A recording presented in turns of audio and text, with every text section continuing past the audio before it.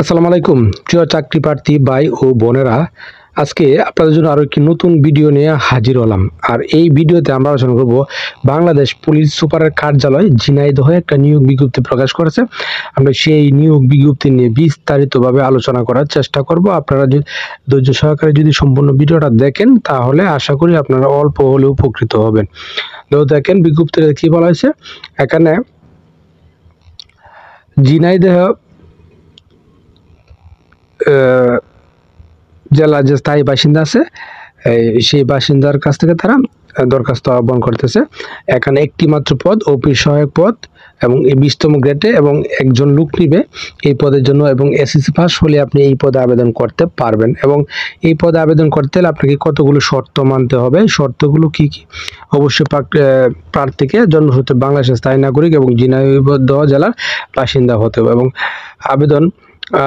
আবেদন ফর্ম সরকার কর্তৃক চাকরি নির্ধারিত আবেদন ফর্ম সভাপতি বাছাই কমিটি জেলা পুলিশ ঝিনাইদহ পুলিশ সুপার ও ঝিনাইদহকে সম্বোধন করে আগামী 16ই জুন 2024 তারিখে অফিস চলাকালীন সময় পুলিশ সুপারের কার্যালয়ে ঝিনাইদহে ডাকযোগে পৌঁছাতে হবে। সরাসরি কোনো আবেদনপত্র তারা গ্রহণ করবে না।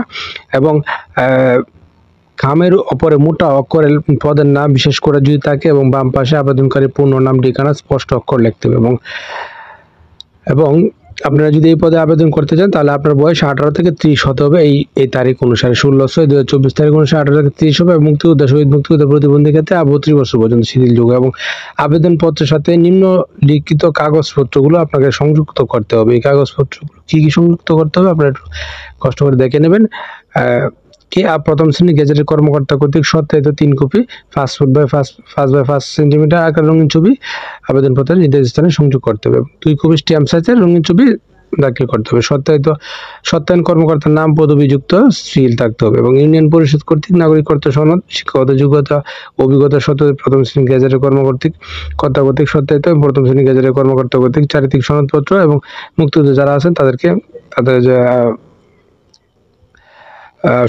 সনদের যে সত্যায়িত কপি দাখিল করতে হবে। এভাবে এই ফর্মটা দেওয়া আছে। তো আশা করি বিষয়টা বুঝতে পারছেন। আর এই নিয়োগটা সম্পর্কে যে শর্তাবলী দেওয়া আছে সবগুলো শর্তাবলী পরে ভিডিওটা পজ করে আপনারা যে শর্তাবলী আছে শর্তাবলী সবগুলো পড়বেন। পরে বুঝে শুনে অবশ্যই আবেদন শুরু হওয়ার সঙ্গে সঙ্গে আপনারা নিজ দায়িত্বে আবেদনটা করে ফেলবেন। তো ধন্যবাদ এতক্ষণ সাথে থাকার জন্য।